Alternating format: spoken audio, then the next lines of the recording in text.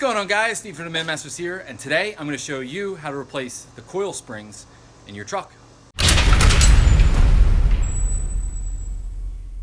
So a common problem with high mileage vehicles is the suspension's worn out. You've driven it a lot, many miles. Yeah, it's seen a lot. So my truck's at 208,000 miles. I replaced the shocks all the way around, but I didn't do any of the suspension springs, whether that was leaf or coil. Now, for you guys, I highly recommend, if you're going to do any suspension work, you replace both your coils and your shocks together. If you replace the shocks, it's kind of a band-aid for at least other worn out suspension components. It's best if you do them together. I only did the shocks. It's all I had for the budget at the moment, and it worked for now, but after 20,000 miles, they're done. So I decided, well, might as well go ahead, do the coils and do the shocks. So anyway, new coil here. I'm going to put it in here. The procedure to do this is the same whether or not you're lifting your truck or just keeping the stock ride height. Obviously lifting, you have a few more components, but as far as spring removal, it's the same. Now the key to doing this my way, that is without a spring compressor, is you have to jack up your truck and you have to put a jack stand or your jack underneath a point that doesn't inhibit this I-beam here from slacking and letting down, because that's what you want to do. You want all the slack out of it. You want it just to nice, settle, and relax, so it takes all the tension out of your coil spring. So you either want to put your jack stand and jack under your other beam here end, or underneath one of the frame rails in the back. But as long as it's not in the way of this, you should be fine. So anyway, I'm going to do that, pull this tire off and wheel, and go from there. Okay, so here we are, wheels off, and all the tension is off this assembly because I can move it, I can kind of shake it right now. So your next thing you're going to do is you're actually going to undo the top of your shock here, which, guess what? If you're replacing your shock, it's one less thing you have to do.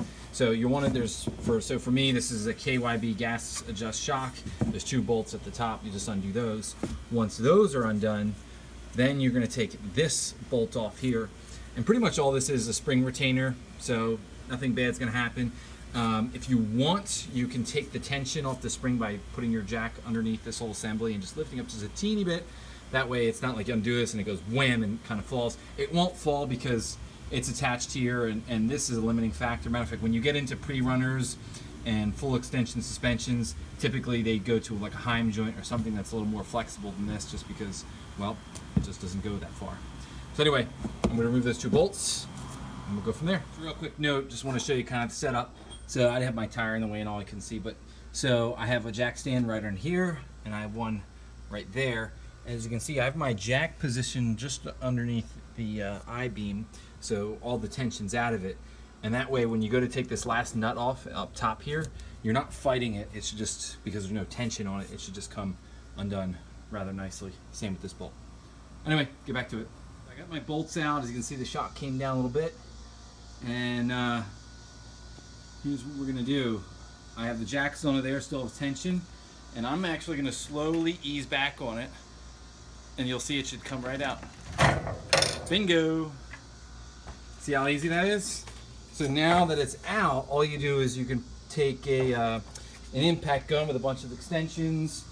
If I remember correctly, last time I did this, I needed like 2 of those, and maybe 1 of those. But otherwise, I did do this with a breaker bar, and you can actually get in there, and with a little heat in the breaker bar, you get it off. The big question is, what size nut is that?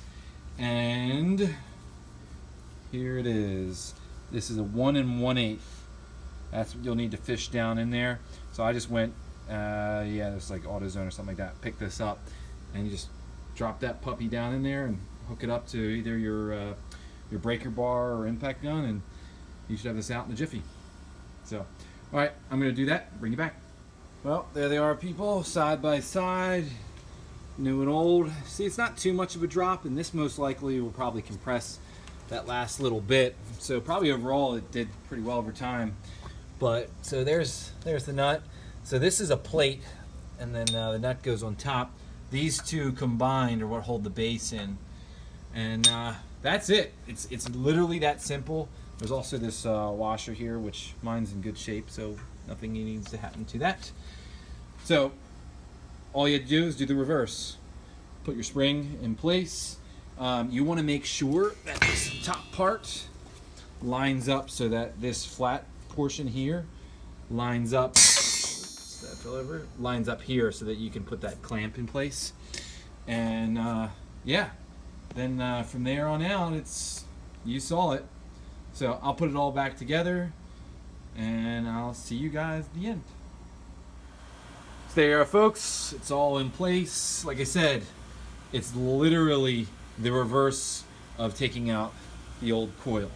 Okay, so you take your new one, put it on there, put your nut on, yada yada yada. Big thing to remember though is it's obviously going to be short of the tower, so you're going to want to leave your jack in place. And once that's bolted in, you're going to want to use the jack to push it back up into this position where then you can bolt this clamp on. And there is no special way to get this clamp in the inside of the coil spring. I just fish it in one of these coils and just kind of work its way up. Same with getting that nut here. Same with getting this in there. I literally just take it and drop it down to get to that nut. I mean, it's just not pretty.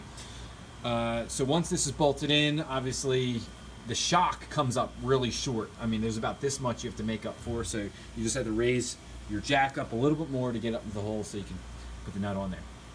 Otherwise, this is how you replace your coil spring without using spring compressors, which is, number one, the best way to save yourself $40, either on buying it, I bought mine on Amazon for that, or not paying a rental, and also saving you from possibly using something that's a little bit more hazardous in the automotive industry. Spring compressors, if you don't use them correctly or safely, they can pop off and bad things can happen. So if you don't have to use them, that's awesome. That's just one less risk. So anyway, that's all for me, guys. Click the subscribe button icon over here on my new awesome logo. I hope you guys like it. And check out any one of my other videos over here. I've got a lot of good stuff on how to fix these trucks. Anyway, that's all for me, guys. Steve from the Minimasters. Thank you for watching.